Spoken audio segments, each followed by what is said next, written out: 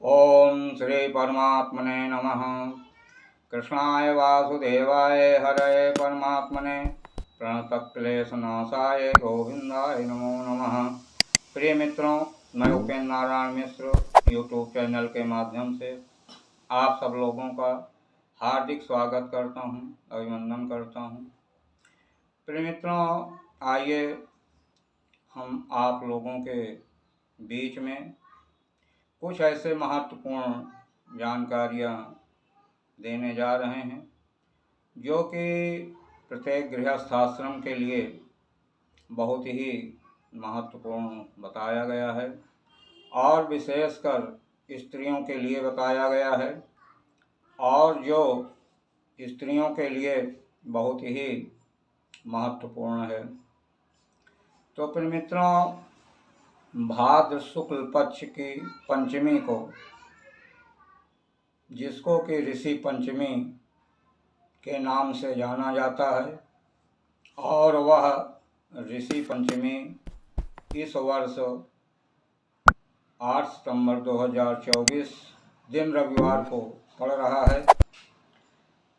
तो प्रिय मित्रों, आइए इस विषय में हम विस्तार से चर्चा करते हैं कि इस दिन ये ऋषि पंचमी का व्रत स्त्रियों के लिए क्यों आवश्यक बताया गया है, जो कि प्रत्येक गृहस्थाश्रम के लिए बहुत ही महत्वपूर्ण है।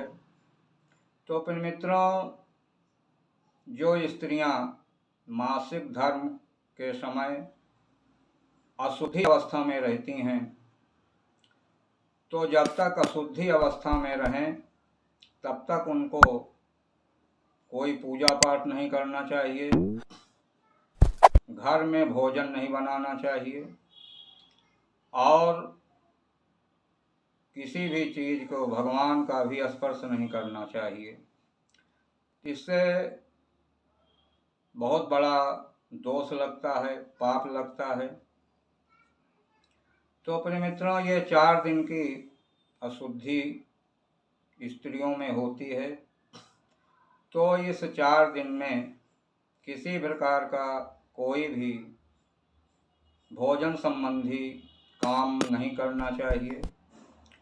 तो प्रिय मित्रों, इस दोष के निवारण के लिए वर्ष में एक बार ये ऋषि पंचमी का व्रत होता है। तो जिसके करने मात्र से जो स्त्रियां मासिक धर्म के दौरान घर में काम करती हैं, सामानों का स्पर्श करती हैं, उनसे जो पाप लगता है उस पाप से छुटकारा मिल जाता है। तो फिर मित्रों, आइए इस विषय में हम विस्तार से चर्चा करते हैं कि ये ऋषि पंचमी का व्रत कैसे करना चाहिए और किस विधि से करना चाहिए। तो फिर मित्रों, सर्वप्रथम तो प्रत्येक स्त्री को ये चाहिए,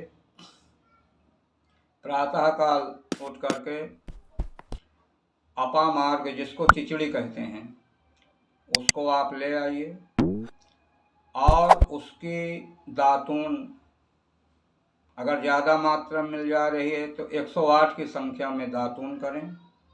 अगर ज़्यादा नहीं मिल पा रही है तो 8 की ही संख्या में दांतों से चबा करके, जैसे दातून किया जाता है उस प्रकार से दातून करना चाहिए।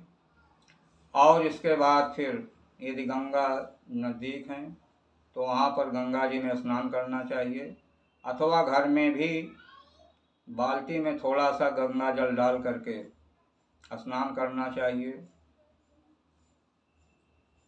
सिर धुलना चाहिए और शुद्ध अवस्था हो करके फिर दोपहर के समय में सप्तर्षियों की 7 ऋषि बताए गए हैं, उनकी पूजा करना चाहिए।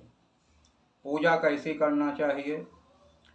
जिस प्रकार से प्रायः हमारे धार्मिक कार्यों में सर्वप्रथम गणेश जी की, गौरी जी की, वरुण की और नवग्रह की पूजा करने के बाद में सप्तर्षियों की पूजा करना चाहिए। तो सप्तर्षियों की पूजा के लिए अपामार्ग की एक पेड़ डाल ले लीजिए, उसमें एक कुसा उसी के साथ मिला लीजिए और दूब, इन दोनों को एक साथ लपेट करके दूब की गांठ लगा देना चाहिए।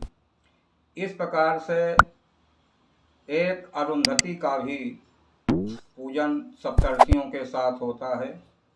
तो इस प्रकार से ये 8 कुसा और चिचड़ी और दूब को लपेट करके ये विधिवत पूजन करना चाहिए। और जो स्त्री अपने सौभाग्य की रक्षा करना चाहती हैं तो सप्तर्षियों की पूजा करने से उनकी सभी प्रकार की मनोकामनाएं पूर्ण होती हैं। और उस दिन बिना नमक का भोजन करें और बिना जोते बोए का ही भोजन करें, जिसमें हल ना चला हुआ हो, चाहे वो फल हो चाहे अन्न हो। तो अन्न में एक लाल रंग का चावल आता है जिसको फसही बोलते हैं, उसका भोजन करना चाहिए।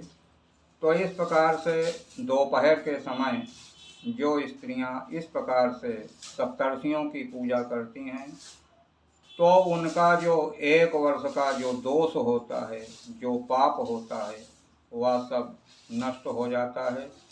तो प्रिय मित्रों, आप लोग विशेष ध्यान दे करके 8 सितंबर 2024 को ये ऋषि पंचमी का व्रत पड़ रहा है।